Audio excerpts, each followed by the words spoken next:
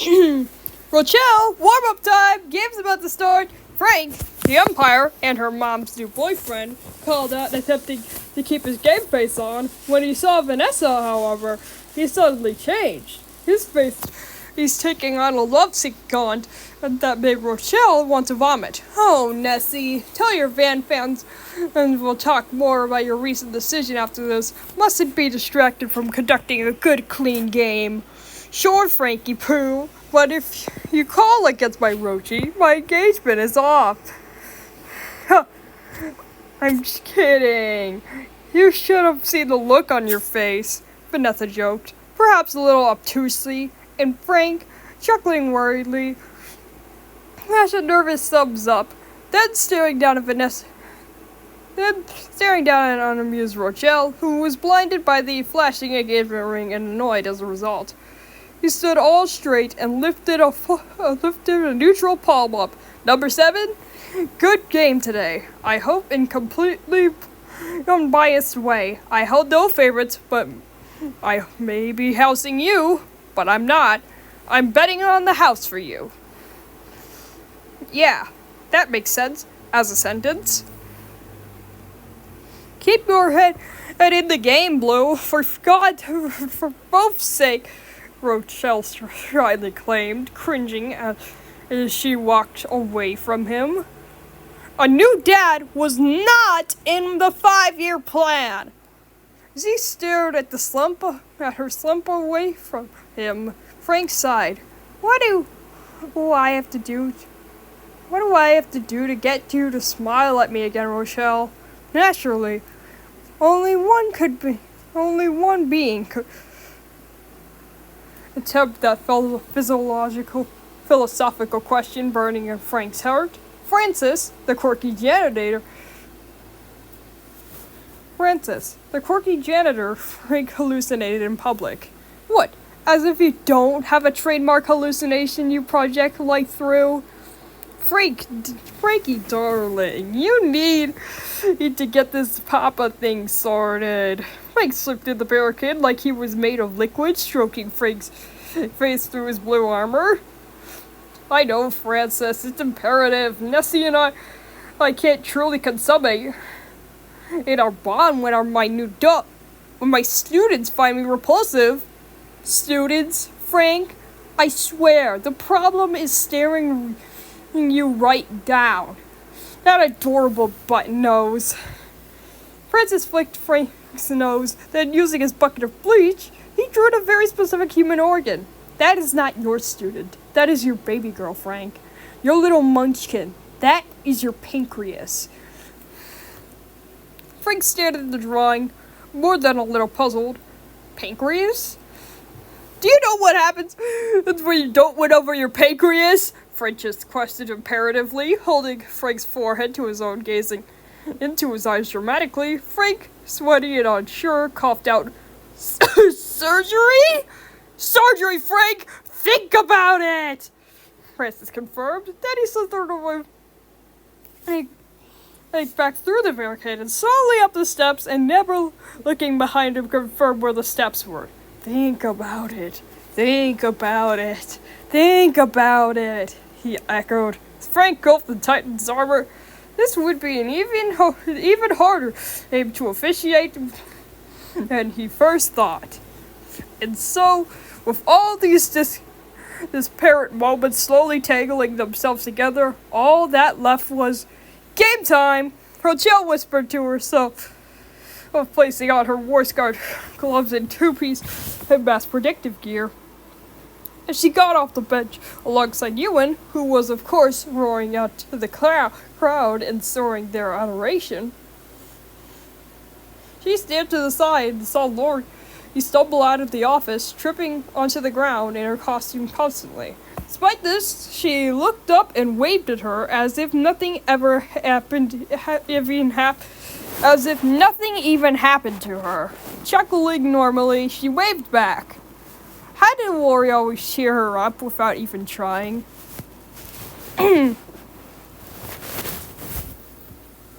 As she thought this, she suddenly heard a familiar chugging sound. Looking To her side, she saw none other than Otto, the prophetic and unnerving blonde kid from last baseball season, drinking from a cherry soda bottle this time. His eyes turned red, and he said with a raised eyebrow, "The real game begins when this one ends."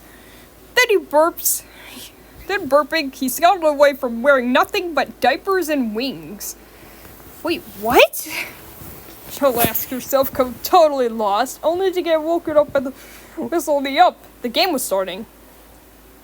And like most games of late, it went pretty swimmingly. This entire season had so far, actually.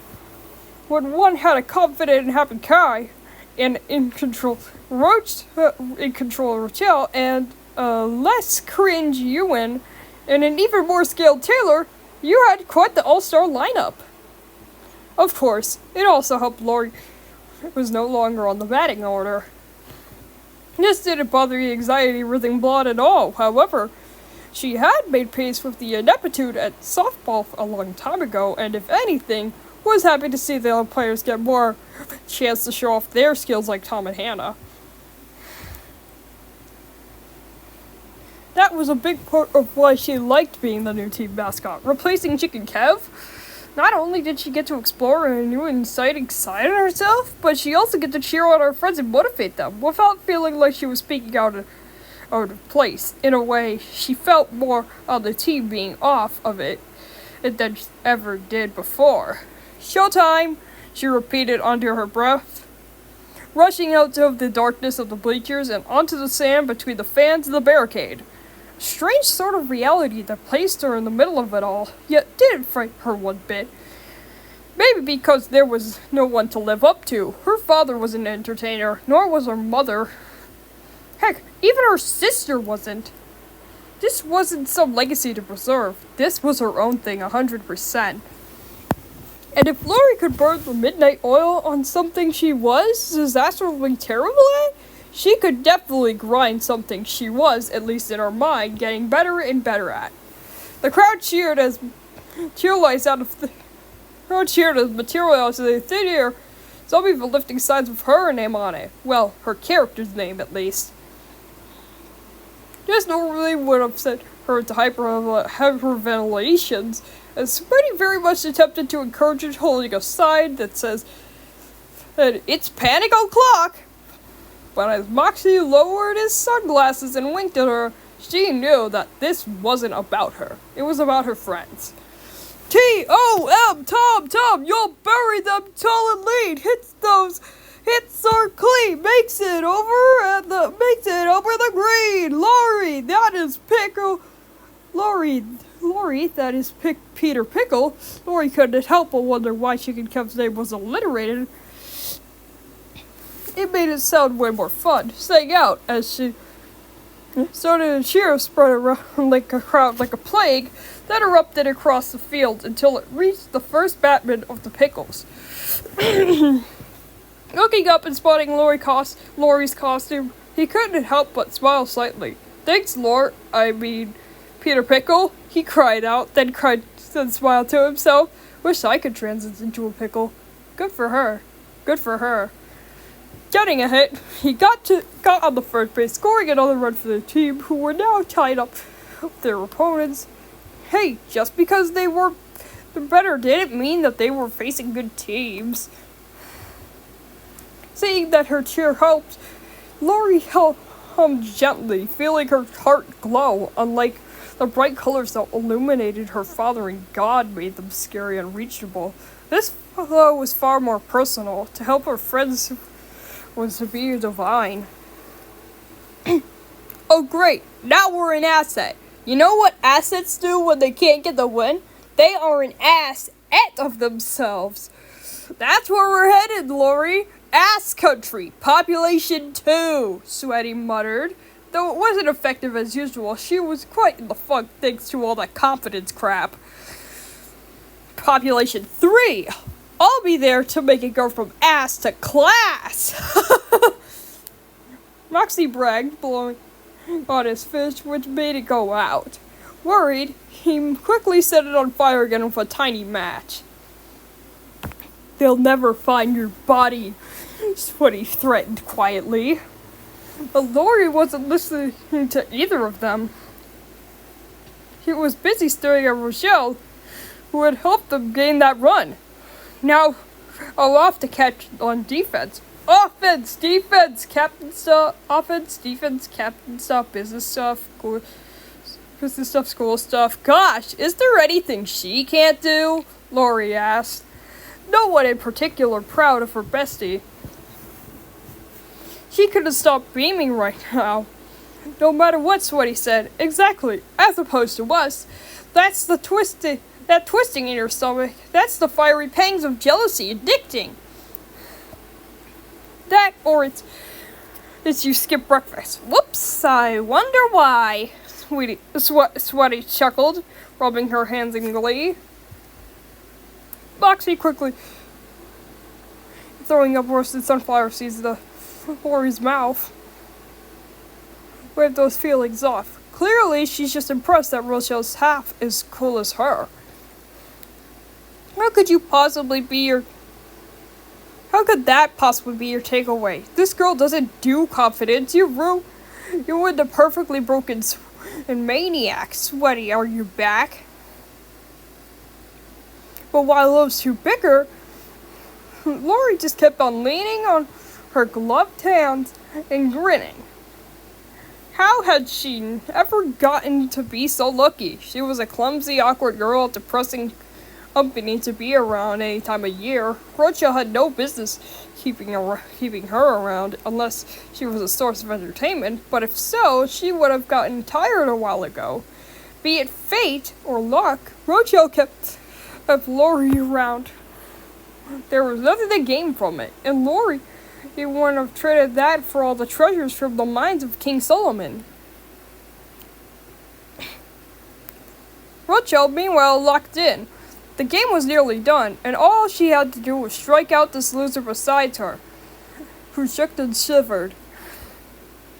Well, a lot like Lori, but definitely not as endearingly. Bishop's got nothing on you, boss. He's the high-strung type. Kind to swing even when instructed not to. We'll send him out faster than you can say, we want a batter, not a broken ladder, Chet informed Rochelle, who's sticking out her head from on the ground. Yellowtail, sticking her head into the ground, voiced out, but don't forget who's next to you again. As if I could, Rochelle sighed, staring at Frank, who kept stealing glances at her with an awkward air. A good game, both of you. No favorites or bias here, not at all. By the way, Roshi, your mom wanted you to know we're gonna be out tonight, so... The crowd, of course, didn't care for that. Nepotist oomph. You're just a nepotist oomph. One rival fan cried out, shooting out energy blasts at Frank's shield, which barely held on. He's not my dad. He's just dating my mom. Chill. Rochelle shut them down, upsetting Frank a little, getting the fans to chant, Lucky Lucky, Lucky 7, make it fly, Lucky go, 7, go, Lucky go, 11, Lucky go. Her chant, her song, her anthem. Rochelle was proud of many things about herself. She was pretty damn great. But she held that honor above all. All of her hard work to stay on the team each year was a reward of choir of appreciation. For just a moment, the world rotated to her graduate, making her arms look like a sloth's. Rochelle informed Ewan of the tactics of the throw. Ewan, winking at her, geared up a slow pitch. Toss! Swing! Grab! Strike one! Like clockwork, she mastered it to an art form. Now, a fastball, to make him question what's next, she whispered to herself, wrinkling her nose and blinking super fast, nodding. Ewan did just that. Toss! Swing! Strike two! Are you not entertained? Ewan roared, beating on his chest like a gorilla, making the crowd cheer. Rochelle fist pump, and Taylor roll her eyes with the tiniest shred of affection. To show that he was not quite the same Ewan as before, he called out, Hey guys, Give it up to Roshi's too. She's got this loser figured out. The crowd chanted Rochelle's name, especially Vanessa, who bounced up and down with Zane and Chloe. Woo! That's my baby girl! Frank kept his mouth shut, lest he came across bias, but he nodded ever so slightly in approval of Rochelle. Rochelle, taken aback for a moment, bowed with a pleased grin. Thank you, but we've got to get another strike first. The batter, seeing how confident they all were, shook at his boots. Now desperate to just swing, miss, and sit out of the game already. Look at her, she's killing it! Go, Roshi! Lori cried, clapping with power with her mascot hands. However, as she did, her knees buckled and she tripped, her mascot head rolling off, which was never good. Despite this, she lifted her arms up as high as she could and hacked out, Roshi, yes, you go, bestie! When that happened, Rochelle couldn't help but look at her, just before signaling you on the next pitch. And for whatever reason, she struggled to stop looking. There was something about eating dirt and getting hurt and still supporting your teammate, your friend. Something so utterly Lori about that. And to offer a grateful smile, Lori, ponytail coming loose, making her look like a mess, Lori slightly bruised on her cheek from the fall, Lori, sand grains joining her freckles, Lori, as red as a strawberry, Lori, a symphony of errors. Lori smiling at her and placing everyone above her as always. And suddenly, it happened. Rochelle's metal function places shading up for some reason shot out a spine, tiny spark imperceptible to all but noticeable enough to distract her for a moment. What the heck was that? She muttered. She kept blinking from it. Oh, we're doing a lob? Okay, Ewan mumbled to himself, confused. Normally they would follow up a slow fast combo with a spinner. But if that's what Coach and Rochelle thought was best, gearing up a lightly lob of the ball toss, which was now catching Rochelle at a bad time, gasping, she prayed that it would stay in the box. Swing, now just grab, she started. But she still had vision of the spark and Lori for some reason, making her blink again as if the sun was in her eyes, and the ball hit her glove but slid off, dropping onto the ground. An uncaught third strike. Son of a! Rochelle nearly cried out as she leapt up towards the ball and tried to toss it towards Taylor on the first base. The batter reached it in time, but he didn't stop. He was going for a homer. Someone catch him out! James cried, tossing his notes on the ground in a panic. Dan, seeing Rochelle's shell sock, shouted, Taylor, launch it! Taylor tried to, but the second base was reached before it could reach Hannah. And by the time it got to Kai, home run! Frank shouted out, attempting to hide his disappointment by the fact that game, Jellyfish wins 8-4. No, that can't! Michelle muttered out, horror-stricken as she felt the field sand and grass flow up to her, losing their gravity. She'd lost the game. And none of her directors knew what to say. In fact, they were all just so morose they didn't even notice a pink one ever so slightly. In reality. Lori, seeing all this, stood there shell-shocked too, wanting to do something, to say something, lifted her hand, sweaty appeared eye, winking. Back in business, she chuckled, curling up to the fingers and growing encompass all 5 of them. What do you mean, Lori? He asked, voice quivering in fear. Moxie, attempt to burn sweaty off there, shook his head. Don't listen to that hater, Lou. Taping his mouth shut with some of her goo, Sweaty batted off batted her eyelashes and disagreed. I think that was a really impressive screw-up, even for you. Did you not even notice who she was looking at before all that happened? Lori gasped a little, realizing settling in.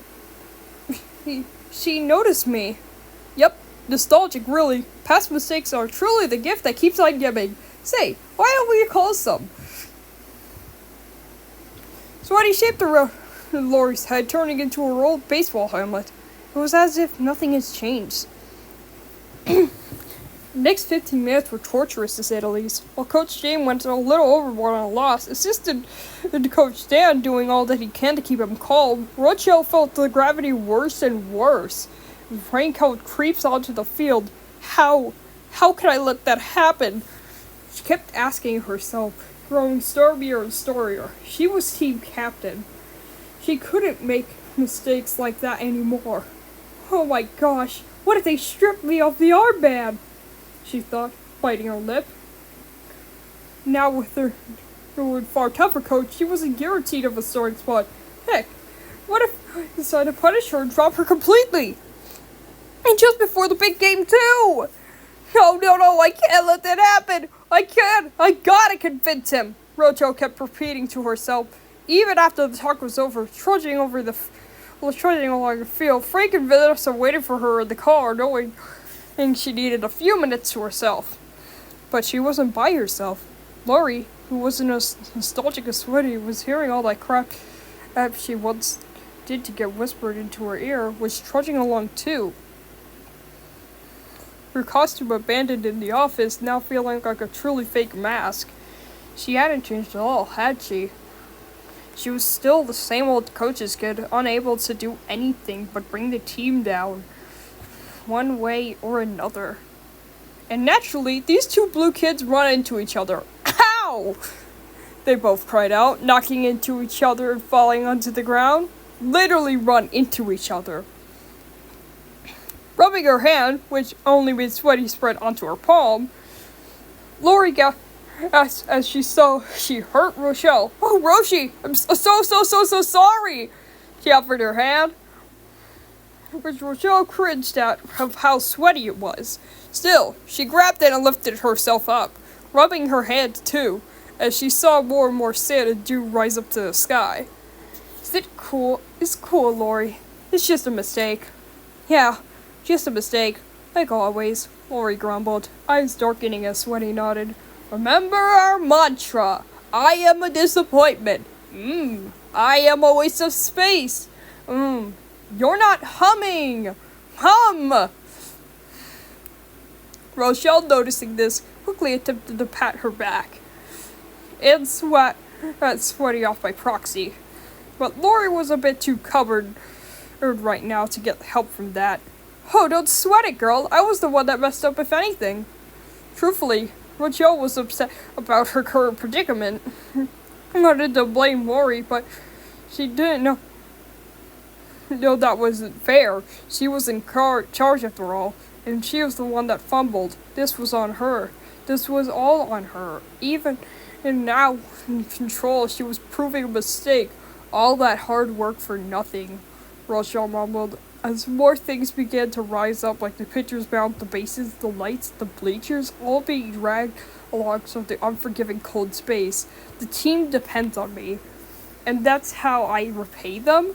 Maybe. I'll ask Coach James myself to drop me. It's for the good of the team. But as she muttered all this, Lori heard it all, and her face turned aghast. She refused to let her talk to herself like that. Only Lori deserved to hate herself that much. Hey, Roshi! What are you? Me? Grabbing her friend's hand. Oh, it wasn't enough to pull her down. Oh, and don't try to sugarcoat it. I cost us the game. Rochelle cried out, wishing her mom was here. Only she could help right now, but she wasn't there. There was no one there, but... Yeah, but... Well, what's the price of having a priceless player, huh? Get it? Lori suddenly spat out, eyes closed, desperation as he reached out for something, anything to help her friend. That ridiculous effort, capped off by a pretty dumb pun, made Rochelle's eyes wide open, then softened her. She began to laugh.